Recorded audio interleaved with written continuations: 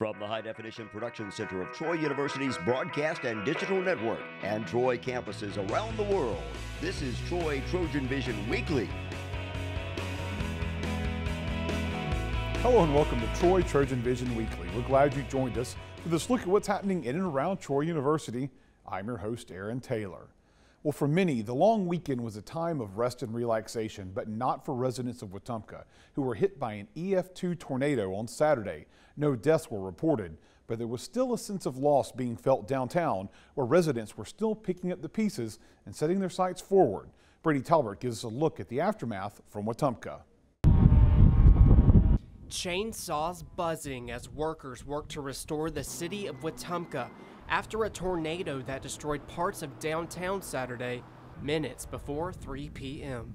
The storm, which had winds of roughly 120 to 130 miles per hour, was estimated by the National Weather Service to have been an EF2 tornado. While the east side of the city had minimal damage, just across the Coosa River, the west side is unrecognizable. At least 25 homes destroyed, as well as 2 churches, the police station, and the city's senior center.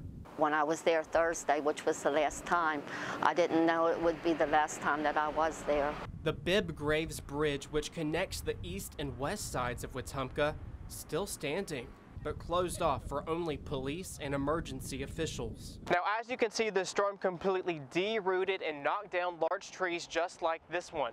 But the physical damages aren't the only damages being felt here in Wetumpka. Residents are having to move forward with emotional damages and reconcile.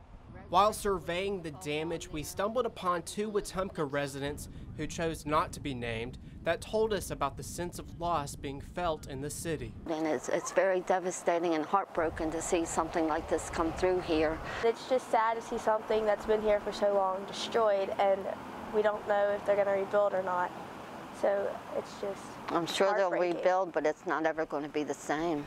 While driving through the east side of downtown, we were intrigued by a simple sign, then ran into Johnny Oates, a Wetumpka resident for 62 years and the owner of River Perk Coffee Shop.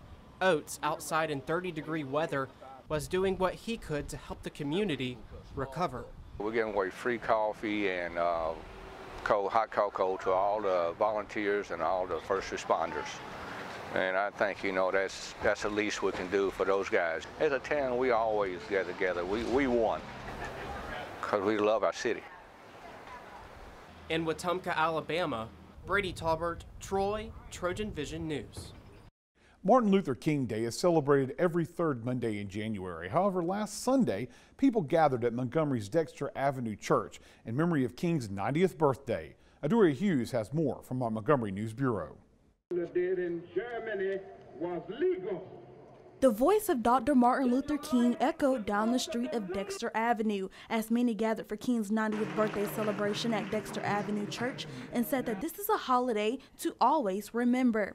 It helps us remember where we came from, and it makes us more thankful people to remember that we didn't always have, you know, many of the blessings that we have today, and we can have an attitude of gratitude toward our elderly, toward the people around us, toward our whole community, and be more appreciative if we remember that people thought about us and fought for our rights, that we could be happy. One Troy resident explains how she wanted to be sure to educate her children about the importance of this holiday. I'm a homeschooling mom, and so being down here in the South, the civil rights movement is a big part of that, and so we wanted to learn about that, and it just so happened that we were here for the celebration of Martin Luther King Jr. Day, and so we decided to drive out from Troy and just check it out. City officials and those who attended the celebration marched from Dexter Avenue Church to the state capitol in remembrance of Dr. Martin Luther King's legacy.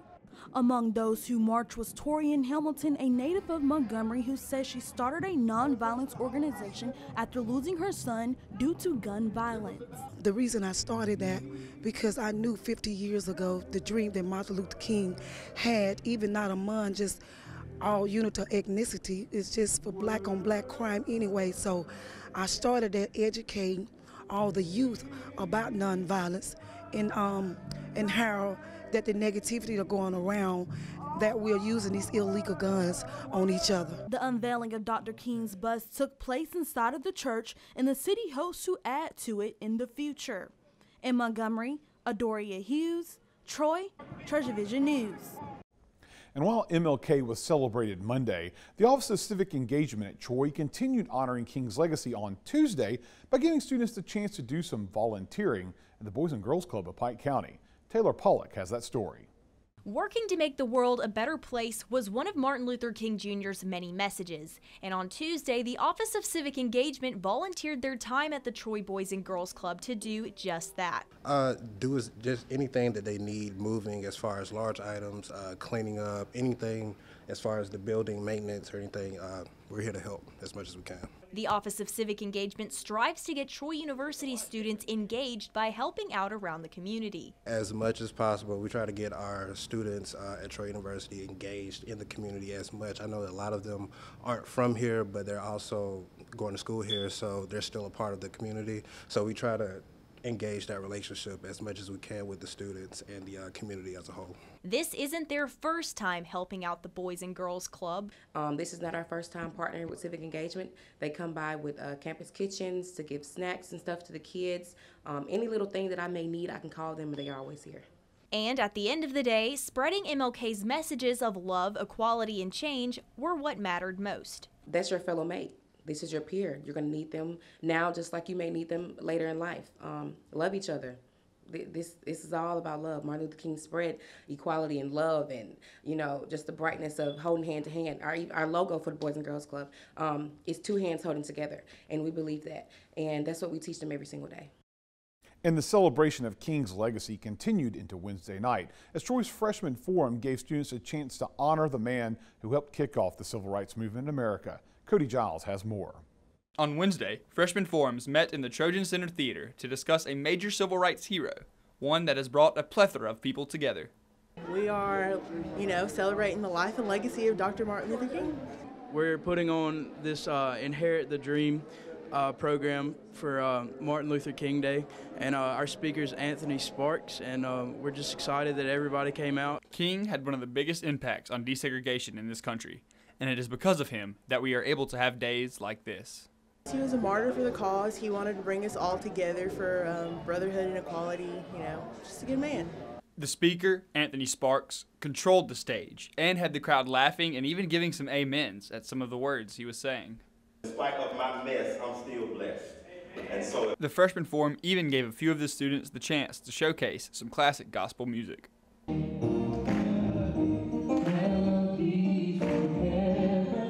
Even though Freshman Forum's biggest events of the semester is the MLK ceremony, they still have plenty of events planned for the rest of spring.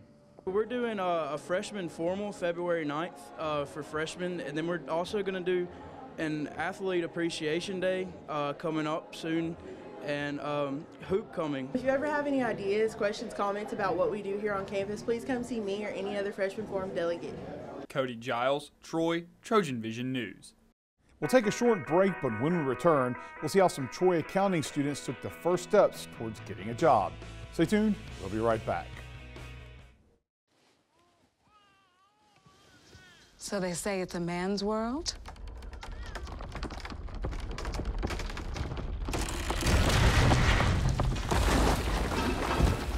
Well, I don't see anybody's name on it. While they were out doing their thing, we slowly changed all that.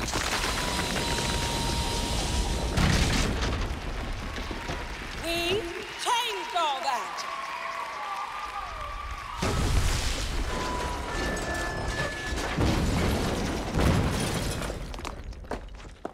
Today, women can do anything men can do.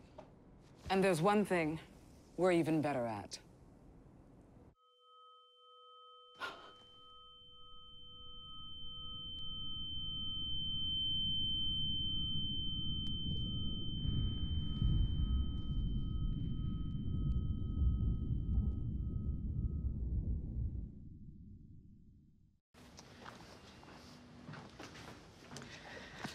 All right, I know this isn't any fun to talk about, but we should.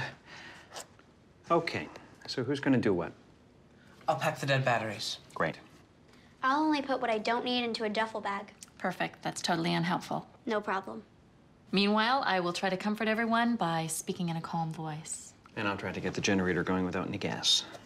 Oh, let's not forget the cell phones, which probably won't work. Right. And who is going to handle supplies? I can forget to do a list for us. Thanks, pal. Well, I think we couldn't be any less prepared. I'm proud of you guys. Talk to your kids about who to call, where to meet, what to pack. Visit ready.gov/kids for tips and information. Now back to Troy Trojan Vision News Weekly. Networking with companies is a good way for students to get their name out there and on the minds of potential employers. Well, on Wednesday, the Sorrell College of Business gave accounting students the chance to establish networking connections as they were able to meet the firms. Aaron Dixon has the story from Bibb Graves Hall. The School of Accountancy at Troy University provides their students with opportunities to network, and one of those opportunities came on Wednesday as accounting students from all classifications came to meet the firms. We're having Meet the Firms. So every year we have Meet the Firms in the spring. It's our second big accounting recruiting event.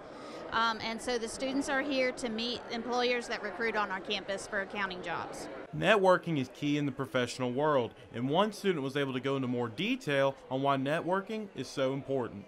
It's good to get connections in the accounting field and have people know who you are and have opportunities to further your name out there and get internships. Meet the Firms provides students with a lot of one-on-one conversations, and one supervisor was able to talk about a typical conversation a student may have with them. Their goal, they're walking around with their resumes and they're dressed to the nines and they're ready and researched on their firms, and they're going to come and talk to all of us and get to know us and ask us questions about summer leadership program and the internship process and what they need to be doing to get to those positions. Students now will be looking forward to a summer leadership program, or they'll wait until the fall when all the accounting firms come back to Troy for Accountancy Day. Aaron Dixon, Troy, Trojan Vision News. The Rosa Parks Museum in the Montgomery campus has a new art exhibit that highlights African American artists from across the state of Alabama. But what's unique about this exhibit is that it was created with the help of 9th graders from Valiant Cross Academy in Montgomery. Seth Carpenter has the details from a Montgomery News Bureau. A new art exhibit is now officially open at the Rosa Parks Museum in Montgomery. The exhibit is themed down south, and it features a variety of African American artists from Alabama. The exhibit is also in partnership between Valiant Cross 9th grade students and the Rosa Parks Museum. This exhibit actually, we're very proud to partner with Troy University. For one, our high school campus is here on Troy University, and we're very appreciative to Troy for all partnerships. But more so, Dr. Felicia Bell and the Rosa Parks Museum has gone over and beyond to partner and provide opportunities for our scholars to curate the art projects and to be a part of the story over here at Troy. And while the students from Valiant Cross didn't paint any of the paintings or hang them up, they did have a big part in the process.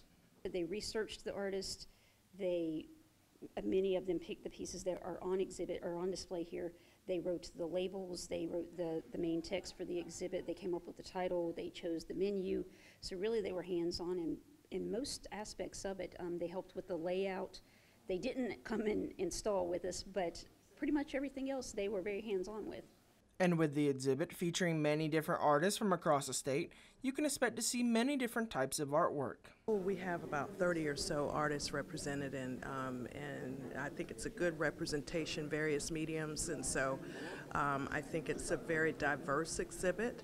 So you'll see sculpture, you'll see paintings, and so you'll see some mixed media as well. So I think it's a very in-depth exhibit. The exhibit will be on display until April 1st and is free to the public. Reporting from Montgomery, Seth Carpenter, Troy, Trojan Vision News. We're going to take another quick break, but when we come back, we'll see how Troy students try to determine whether or not the price is right. That's coming up after this, so stay tuned.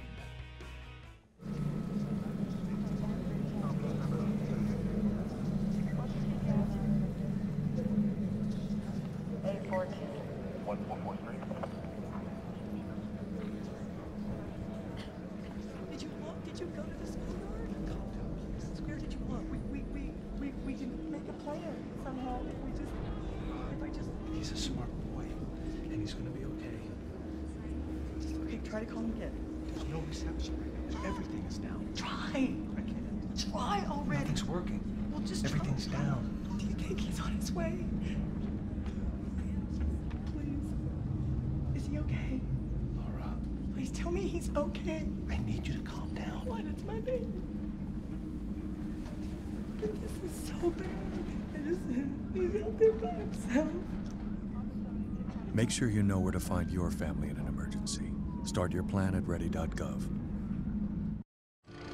We go and clear the roads looking for IEDs. We're encapsulated in those vehicles, and we get blast wave injuries very easily inside of those things. I'm actually diagnosed with PTSD and multiple cases of mild traumatic brain injury. But I was brought up, drive on, don't let your soldiers see that anything's wrong. But I started to realize that I wasn't the same guy.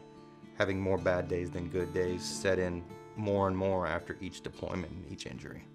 When I finally realized that I needed professional help, the switch for me was my family. And my wife, Tanya, thank God, she's open and honest with me and hounded me enough times to where I did go and get treatment. And I'm so happy that I sought the treatment because I know that if I hadn't, there's no way I'd be a first sergeant right now. I know that if I hadn't said help, I would have remained helpless. I definitely think that soldiers are stronger when they realize they have a problem and they ask for help. Now back to Troy Trojan Vision News Weekly. Troy's Johnson Center for the Arts just opened a new showcase full of handcrafted pottery from a native of Alabama. Janae Jordan gives us a look at some of the pottery work on display. The Johnson Center for the Arts is located in the downtown Troy area, and each year they showcase different pieces of artwork. This year, the center added Larry Allen's handcrafted pottery work to the second floor of the Johnson Center. And he does beautiful pottery. He has a process that he calls graffito, and he describes it as working. It's wheel thrown, but he takes a knife or a sharp point and he pulls it through the glaze and makes designs. Larry Allen is an artist from Leeds, Alabama. All of his artwork is on display here at the Johnson Center Arts Center. His inspiration comes from African and Native American artwork. He uses color a lot in his pottery. He uses designs, and you'll see rejoicing designs where you see a line of people holding their arms up, and you'll see a corn design. But people like it because it's so unusual. Larry Allen's showcase artwork runs for about $2,000 on his website. No piece of pottery work is the same. They are all uniquely made. It's really different from a lot of pottery that people see. And I've been wanting to have his work here for a long time, and finally we've gotten it. The showcase will last from January 9th until February 23rd at the Johnson Center for the Arts. Janae Jordan, Troy, Trojan Vision News. TV game shows always have the promise of fabulous cash as prizes, especially one of the most popular shows, The Price is Right. Well, this week, Troy students had a chance to see if their price was right with an opportunity to win some prizes in the University Activity Council's version of the famous show. Brady Talbert explains how. Dun dun dun dun, dun dun dun dun. The University Activities Council invited students to come on down on Wednesday to their version of The Price is Right. This whole week we're having a Price is Right and escape room raffle. For the Price is Right, all you have to do is just look at our basket and look at each item and guess the entire market price combined for the entire basket. And if you get it right, we'll give you the entire basket. The student body asked to guess the price of school supplies, bath bombs, and some sweet treats, in hopes of winning big. Oh, and those bath bombs aren't the only bombs the UAC plans on using to entertain students. We have escape room next week where you have to escape the room, room 224 and 221 in TC. And the theme is Super Bomb, I think, where you have to defuse a bomb within a 30-minute span to try to escape from the room. For those interested in participating in the escape room, registration is available again Thursday in the Trojan Center. The UAC says they plan on announcing the winner of The Price is Right at next Monday's meeting. Brady Talbert, Troy, Trojan Vision News. It's time for our last break. When we return, we'll learn about this year's leadership conference celebrating African American history at Troy. Stay tuned, we'll be right back. Maybe you know that tobacco and drinking alcohol can increase your risk of developing oral or throat cancer, but the fastest growing cause of these cancers is the HPV virus, or the human papillomavirus. In fact, if you have HPV, you are 30 times more likely to get oral cancer, and it is affecting young people with increasing frequency. That's why everyone should perform an oral cancer self-exam each month. Stand in front of a mirror in a well-lit area. Feel the inside of your lips and cheeks, the roof of your mouth, the front and back of your gums, and all the surfaces of your tongue. Look for lumps, bumps, sores that don't heal, or discolored patches. Oral cancer can happen to anyone. Early detection is the key to a cure. If you find anything unusual, see your general dentist or an oral and facial surgeon as soon as possible. Did you know kids who play outdoors have healthier lungs? Totally. I did. Did you know that boys that play with dolls make better husbands? My son has lots of dolls. But did you know terry cloth diapers breathe better? I did. It's totally true. Oh, yeah. Did you know that strollers have the right of way on a sidewalk? Yes. Yep, I did. Did you guys Did you know that kids who eat breakfast have higher GPAs? Yeah, I know. Yeah. That's actually what I was going to say. Did you know babies should never touch silver? It's really bad for them. I knew that. Did you guys know that statistically friendly kids have more friends? Yeah. That's obvious. Did you know most people think they're using the right car seat for their kid, but they're not?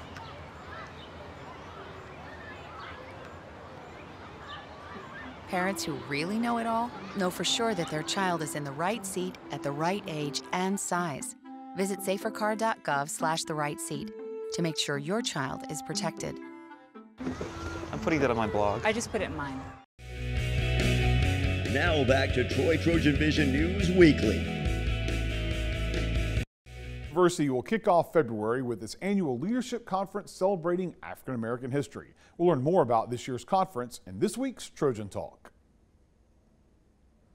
Hello and welcome to Trojan Talk. I'm your host, Aaron Taylor. With me today is Sadaris Williams, here to talk about Troy University's leadership conference celebrating African American history. I want to thank you for joining me here today. Thank you, Aaron, for having me today. And talking about this conference is an annual event known for bringing some pretty spectacular keynote speakers, but also as a way to just educate in lessons in leadership in general. But for those who don't know about the conference, kind of give us a little bit of background information about what the conference is all about. Well, the conference is about bringing in phenomenal speakers to our local area, to Troy, to support and to educate all the individuals in Troy and Pike County and surrounding area about African American History Month, and then also the growth of African Americans in the United States.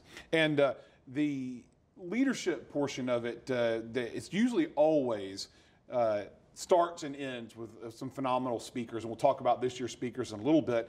But in the middle, the main part of this is the lessons in leadership, and it's an opportunity for anyone in the community or Troy students to kind of get a little lesson on ways to improve their leadership skills. Correct, there is. And so the great thing that we do for this conference is that we have two pretty much what we call plenary sessions or breakout sessions, one for our students and also one for our adults. And each session has about 3 different plenary speakers who come and present on different ideas and different tools of leadership that are related to our conference theme. This year we're bringing in 3 individuals for our student sessions. One is Dr. Joy Harden. Dr. Joy Bradford Harden. She's a licensed therapist in the Atlanta, Georgia area. She's also has her own podcast called Therapy for Black Girls. And recently she has also been on MTV, on a show on MTV. I think it was Teen Mom, matter of fact. We also have an individual named Mr. Jared Lockhart. He's from Birmingham, Alabama. He's works for the Morehouse Medical School and starting grant programs to enlist and to get more students into STEM programs. And also we have Mr. Maceo Henderson. Mr. Henderson is actually from Troy. Okay. He has his own business, and he actually has a nonprofit that he started recently to also get more students interested into the STEM program, STEM as well. And each individual is coming to present on different things. Mr. Henderson will be coming to us talking about the importance of how to prepare yourself for that transition, for that next phase in life, from college to the working world. And also sometimes even in the working world, when you have to change jobs, you have to change cities, how to adjust to it and how to prepare yourself for the day-to-day interactions. Mr. Lockhart, who's our second speaker for the day on Saturday, will be coming to speak to us about the importance of networking and kind of tell us about some new networking norms that they have out there in the world. So it's not just the same everyday social media networking or face-to-face networking. That he's going to tell us mainly about some new and exciting ways for networking. And Mrs. Harden, Dr. Harden, she's coming to really break down the psychology of us sometimes, and psychological, and and trying to get more deeper inside of our students too as well. So hopefully all three sessions will be really concurrent, and I think they'll go really well with each other too as well. Well, let's talk about the keynote speakers. We haven't touched on that yet. Talk about who you're bringing in for the opening and the closing addresses this year. Our keynote speakers this year is Dr. Warnock. He is the pastor of Ebenezer Baptist Church in Atlanta, Georgia. Okay. The pastor of the church that one of the historical elements that Martin Luther King preached at as well. So a little bit of historical aspects of that coming into this as a keynote speaker. Yeah, yes, sir, it is. And that's one of the biggest reasons that we asked him to come this year. And our second speaker is Mr. Quentin Ross. Mr. Ross is currently the Chancellor, the President at Alabama State University too as well. So really honing in on the future and how do we move on in the future as leaders too as well. And okay, so if anybody's interested in going, talk about registration and what they can do to register. So. Well, you can register online on the Troy website, or you can also stop by the Student Involvement Office where we will register. We can register you as well, and we'll register you online there too as well. Registration is $15 for students and also $30 for non-students. If you are a student leader on campus, if you're highly involved in a student organization, if you're the president of a student organization, we actually register you. You actually can register for free. Okay. And you can just email Miss Tracy Leverett. Miss Tracy Leverett. And she will send you an email, and you email Ms. Leverett about registering you for the conference. All right, and then when the conference when's it going to be? The conference is February 1st and 2nd. We start registration in the Trojan Center on the 1st about 5:30. The conference will start at about 6:30 and we'll end about 8. On the second day, on February 2nd, we will start about 8:30 in our student sessions, and we will have our luncheon speaker about 11:30, 12 o'clock. All right. Well, here's hoping some folks take advantage of it, especially the students that are going to get to do it for free. They've learned today and just found out they're going to get to do it. So I want to thank you for joining me here today. Thank you. All right. And thank you for joining us on today's edition of Trojan Talk. And that's what happened this week. To find out what's happening on a daily basis, you can tune into Troy TrojanVision News at 5, 6:30, and 10:30, Monday through Friday, or anytime by following us on Twitter at Troy TV News. Also, feel free to like our Troy TrojanVision News fan page on Facebook to see online content from Troy TrojanVision News. We hope you join us again next week for another edition of Troy TrojanVision Weekly. Have a good week.